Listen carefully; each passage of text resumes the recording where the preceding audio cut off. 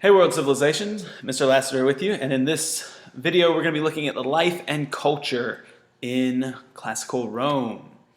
Here are video goals questions, quite a few of them. We want to look at the impact of the Greeks on Roman art and architecture, the legacy of Roman literature, and then turn our attention to life in Rome, the Roman family and the role of women, the practice of slavery, and daily life. Some vocabulary there. Make sure that you can define those terms when you're done. So let's start off with Roman art and architecture. First and foremost, I would like to say that it is heavily influenced by the Greeks. Most of what we see in Roman art and Roman building has some Roman influence or some Greek influence, whether or not it's Greek mythology or whether it's the use of colonnades or rectangular buildings.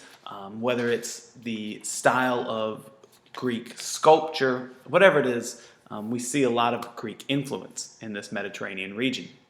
A lot of times, Romans, when they conquer the Mediterranean, they import Greek statues. And so we see those statues become popular in public buildings, in private homes.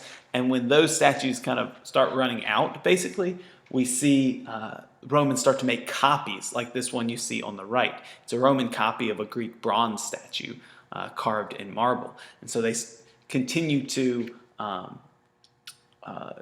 use this Greek style for their sculpture.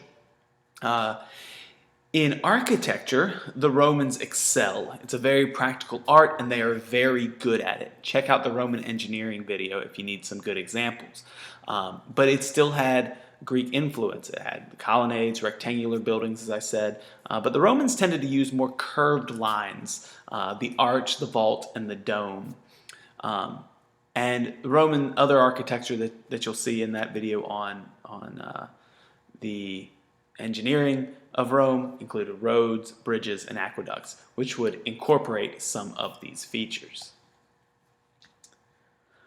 Roman literature peaks really at that changeover to the empire from the Roman Republic during the age of Augustus.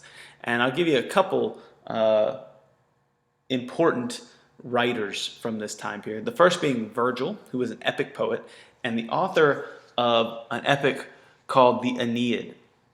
And the Aeneid was written basically to honor the rule of Augustus. And it portrayed kind of the ideal Roman who was very virtuous, who was going to fulfill his mission by establishing the Romans in Italy. Ultimately, this was all about Rome's divine mission to rule the world. So a very positive view of Roman culture.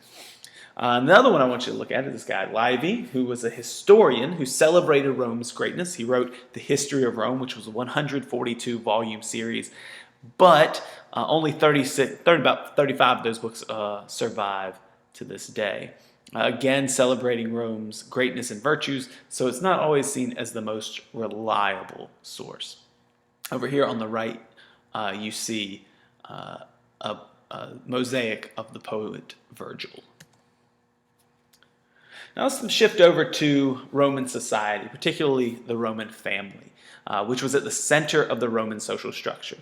In early Rome, we see the center of the family be this guy named the paterfamilias, basically the oldest male who provides for everyone else in his household.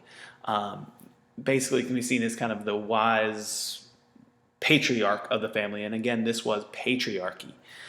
In that household would include his wife, his sons with their wives and children, unmarried daughters, and even slaves as part of the household. Upper class children in these Roman families usually received an education. Again, this is upper class, not your standard peasants. In the upper class families, reading, writing, morality, law, physical education were all valued as forms of education.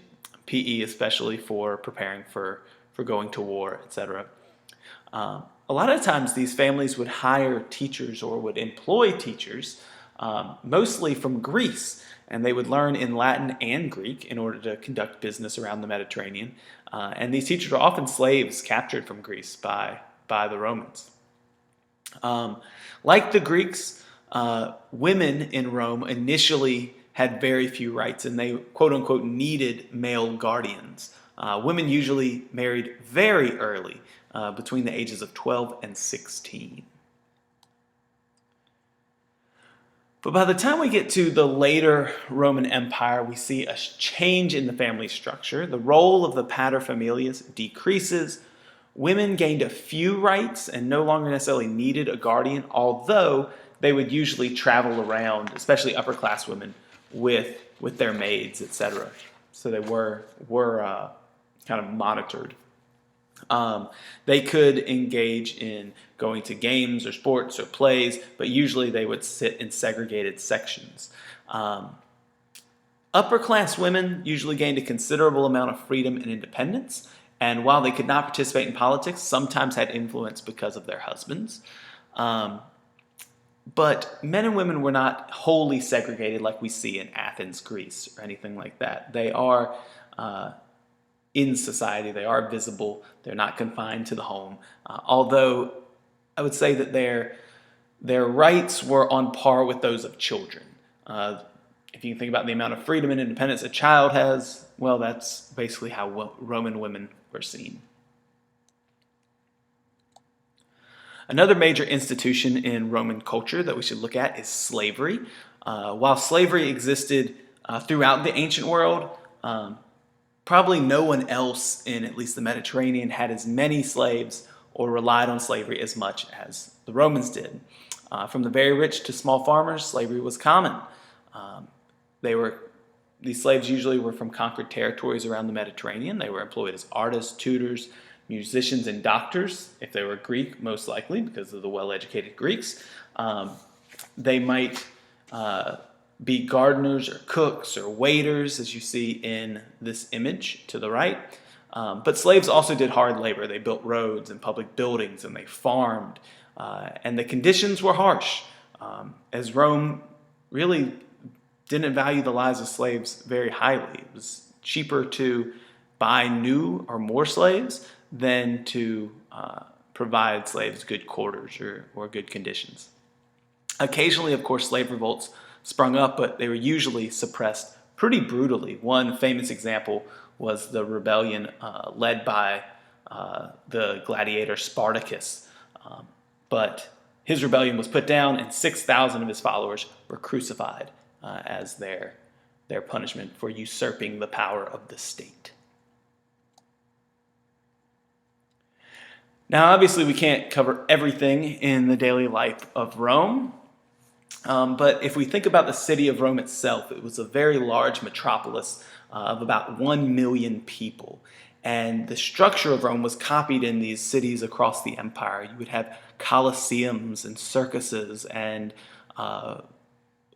large apartment complexes and villas for the rich, fountains and aqueducts all around, and temples all around the cities.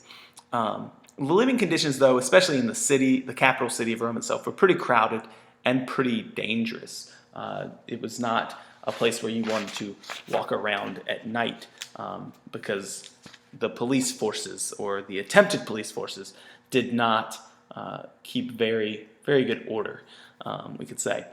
There was a large disparity of wealth in Rome.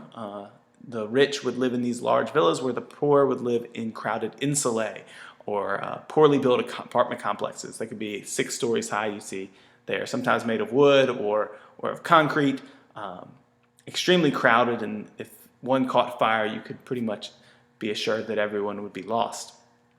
Since the conditions were so bad for the poor, though, Roman emperors had to turn to figure out a way to provide for these people and kind of keep their minds off of their degradation. And one way they did this was simply by providing food for the people. The emperors, beginning with Augustus, provide bread for the people, and they can just go to these bread lines and be fed by their very altruistic and giving emperor. Another way to keep the people's mind off of their conditions was entertainment. Public programs are often aimed at distracting the populace from their poor conditions.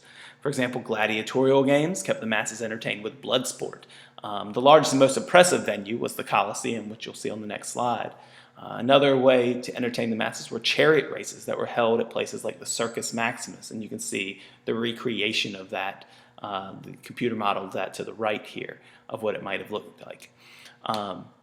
And at these events, it wasn't just for sport. You could also have gain bread or a number of food items that would be tossed to the crowd at these events to placate the masses. But overall, looking at Greek life and Greek culture, we see a heavy impact of Roman culture, was the heavy impact of the Greeks, a legacy of Latin literature, a family-based structure, a very solidified patriarchy existing here, and daily life in Rome, which really could be different for the rich and poor. For the rich, a very comfortable life, and for the poor, a daily struggle. That's it. Let me know if you have any questions, and make sure that you can answer these video goals before you take your assessment.